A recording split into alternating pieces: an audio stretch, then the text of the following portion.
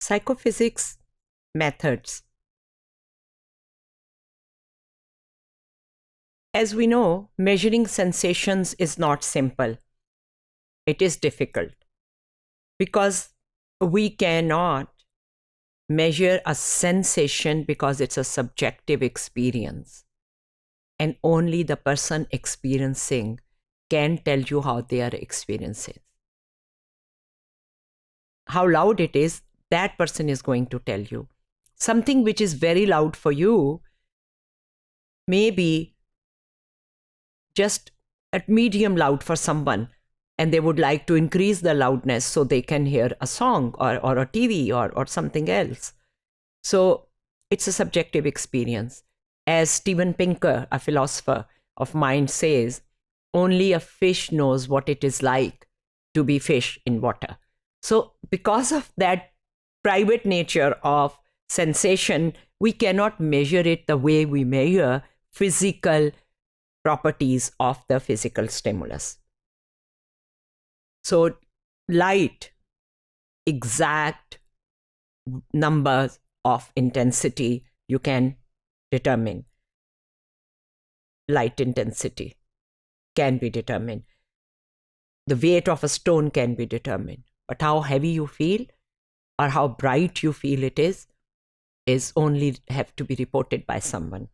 The internal judgments are not always identical to the amount of physical energy influencing the sensory adapt. So in view of this, as we have talked about before, if we slowly increase the value or intensity of a stimulus, such as a tone or a dim light, the observer can say, yes, I can feel it now. Unfortunately, when we repeat this process, their point shifts. कभी वो किस पे कहते थे और बाद में वो किसी और पॉइंट के ऊपर कहते हैं. सो हमें उनकी जजमेंट्स के अंदर किस तरह इस्तेमाल करना है कि हम उसकी एवरेज निकाल सकें, ये अभी हमने मेथड ऑफ लिमिट्स में पढ़ चुके हैं. सो मेथड ऑफ लिमिट्स के बाद एक और तरह का मेथड भी इसके लिए इस्तेमाल हो सकता है, considering the limitations of the method of limits. That is used more often ascending and descending trials, but because of this variability, जो statistical method बनाए गए हैं साइकोफिजिक्स में, उसमें मेथड ऑफ लिमिट्स के अलावा भी और मेथड्स इस्तेमाल होते हैं. And we will be talking about further those methods. There is method of adjustment and then signal detection. But before we go on to those, method of constant stimuli, method of limits की जो एक disadvantage है कि लोग पहले से anticipate कर लेते हैं, क्योंकि आप एक ऑर्डर में चल रहे हैं, असेंडिंग या डिसेंडिंग, तो कम से ज़्यादा को जा रहे हैं या ज़्यादा से कम की तरफ. तो इतनी ह्यूमन सेंसरी परसेप्टर्स को समझ आ जाती है कि अब वो आवाज़ तेज़ थी, फिर आहिस्ता, या वो आवाज़ बिल्कुल आहिस्ता थी और ऊंची हो गई. फिर तो वो उसको एंटिसिपेट करके पहले से उसके हिसाब से उनकी रिस्पांस में कुछ एक्यूरेसी नहीं रहती, और ये उनको भी नहीं पता होता वो ये कर रहे हैं. सेंसरी अडेप्टेशन होती है हेयरिंग में भी और बाकी सेंसेशंस में भी. इसको कवर करने के लिए कांस्टेंट स्टिमुलाई का मेथड इस्तेमाल होता है.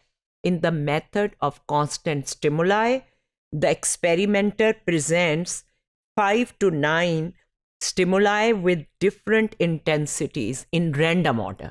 तो ज़रूरी नहीं है कि 0.5, 1, 1.5, 2, 2.5, 3, 3.5, 4 इस तरह चल रही हो, और फिर 5, 4.5, 4, 3.5, 3 इस तरह ही नीचे आ रही हो. ऐसे नहीं है, वो रैंडम ऑर्डर में कर देते हैं.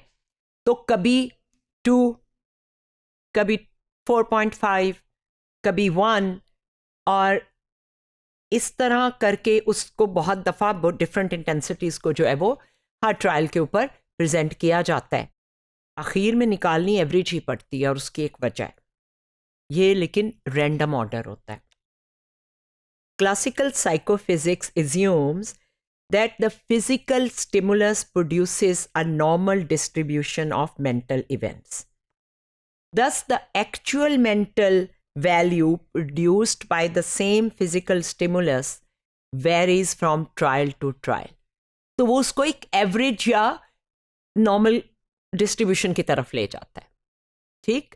इसीलिए वो वेरी करता है, लेकिन ऑन एवरेज वो तभी परसीव करता है खास इंटेंसिटी पे.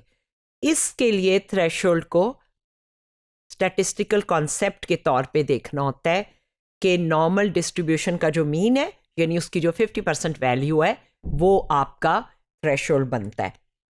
तो नॉर्मल डिस्ट्रीब्यूशन सिमेट्रिकल होती है.